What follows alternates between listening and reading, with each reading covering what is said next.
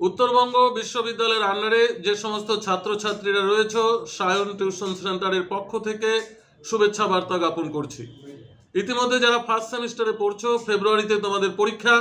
আমরা একে একে বিভিন্ন সাজেশন আমাদের ইউটিউব চ্যানেলের মাধ্যমে প্রেজেন্টেশন করছি। এবারে মেজর বাংলা পেপার 2, যাদের বাংলা অনার্স রয়েছে, মেজর 2 পেপার থেকে যে সাজেশন রয়েছে তোমরা কি কি পড়বে দেখো। ইন্দো ইউরোপীয় ভাষা থেকে বাংলা ভাষার উদ্ভব কিভাবে হয়েছে তা আলোচনা করো। ইন্দো ইউরোপীয় ভাষা থেকে বাংলা ভাষার উদ্ভব কিভাবে হয়েছে তা আলোচনা করো। Very very important question. এছাড়াও 12 নম্বরের জন্য পড়তে হবে ধ্বনি পরিবর্তনের কারণ ও সূত্রগুলি আলোচনা করো। শব্দার্থ পরিবর্তনের কারণ ও সূত্রগুলি আলোচনা করো। এই দুটো থেকে তোমাদের একটা প্রশ্ন কিন্তু পরীক্ষায় আসবেই। ধ্বনি পরিবর্তনের কারণ ও সূত্র, শব্দার্থ পরিবর্তনের কারণ ও সূত্র, এই দুটো কোশ্চেন তোমরা ভালো করে দেখবে। এছাড়াও তোমাদের আরও দুটো প্রশ্ন বলছি। মৌলিক স্বরধ্বনির শ্রেণীবিভাগ আলোচনা করো ও ব্যঞ্জন ধ্বনির শ্রেণীবিভাগ আলোচনা করো। এই দুটো প্রশ্ন অত্যন্ত গুরুত্বপূর্ণ, এই দুটো প্রশ্ন ভালো করে দেখবে। এছাড়াও 12 নম্বরের আরেকটি প্রশ্ন দেখবে, রূপমূল কাকে বলে, রূপমূলের শ্রেণীবিভাগ আলোচনা করো। কোশ্চেনটা ঘুরিয়ে দিতে পারে, রূপমূল সম্পর্কে সংক্ষেপে আলোচনা করো। এই ছিল তোমাদের 12 নম্বরের প্রশ্ন। 12 নম্বরের কটা প্রশ্ন ভালো করে দেখো। এবারে আসে 6 নম্বরের জন্য প্রশ্ন। 6 নম্বর হচ্ছে বাংলা ভাষার যে বিভিন্ন স্তরগুলো রয়েছে, প্রাচীন বাংলা, মধ্য বাংলা, আধুনিক বাংলা, এই তিনটি বাংলার সময়কাল, সাহিত্য ও ভাষাগত বৈশিষ্ট্য আলোচনা করো। এখান থেকে কিন্তু তোমরা একটা প্রশ্ন 100% কমন পাবে। হয় প্রাচীন বাংলা, মধ্য বাংলা, অন্ত বাংলা, তিনটা পার্টেই তোমরা ভালো করে দেখবে।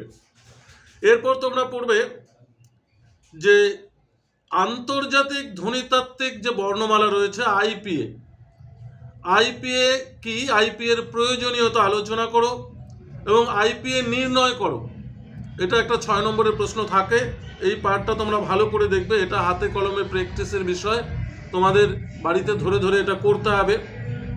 এরপর তোমাদের টিকা থাকবে, দুটো বা তিনটা টিকা থাকবে, দুটো থাকতে পারে, 3 দুগুণা 6 করে থাকবে, 3 করে থাকবে দুটো। যেমন স্বরসঙ্গতি রয়েছে, স্বরাগম রয়েছে, বর্ণ বিপর্যয়, নাসিক্যী ভবন, অপিনিহিতি, অভিশ্রুতি, মুন্ডমাল শব্দ, জোর কলম শব্দ এবং লোকনিরুক্তি। এই পার্টটা তোমরা ভালো করে দেখবে।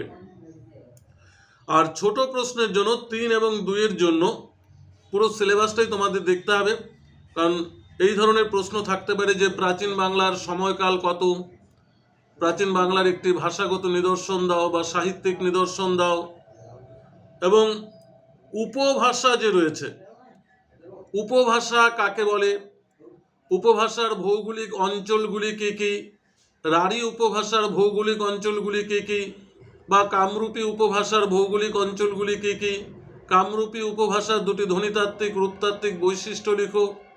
এক কথায় যে উপভাষাগুলি রয়েছে, 5টি উপভাষা রয়েছে, প্রত্যেকটি উপভাষার ভৌগোলিক অঞ্চল পাশাপাশি 2টি করে ধ্বনিতাত্ত্বিক বৈশিষ্ট্য তোমাদের পড়তেই হবে। এখান থেকে 2 নম্বরের প্রশ্ন এবং 3 নম্বরের প্রশ্ন কিন্তু তোমাদের থাকবে। এছাড়াও রয়েছে পদ, যে বিশেষ্য, সর্বনাম, অব্যয়, ক্রিয়া। এই বিশেষ্য, সর্বনাম, অব্যয়, ক্রিয়া, এই 3টা পার্ট, ক্রিয়াটা মূলত না পড়লেও চলবে, বিশেষ্য, সর্বনাম আর বিশেষণ, এই 3টা পার্ট তোমরা ভালো করে দেখবে। হয়তো এইভাবে দিতে পারে, বিশেষ্য কাকে বলে, বিশেষ্যের শ্রেণীবিভাগ আলোচনা করো, বা সর্বনাম কাকে বলে, সর্বনাম পদের শ্রেণীবিভাগ আলোচনা করো, অব্যয় কাকে বলে, অব্যয় পদের শ্রেণীবিভাগ আলোচনা করো। এগুলো কিন্তু 3 নম্বরের প্রশ্নের জন্য বা 2 নম্বরের প্রশ্নের জন্য অত্যন্ত গুরুত্বপূর্ণ।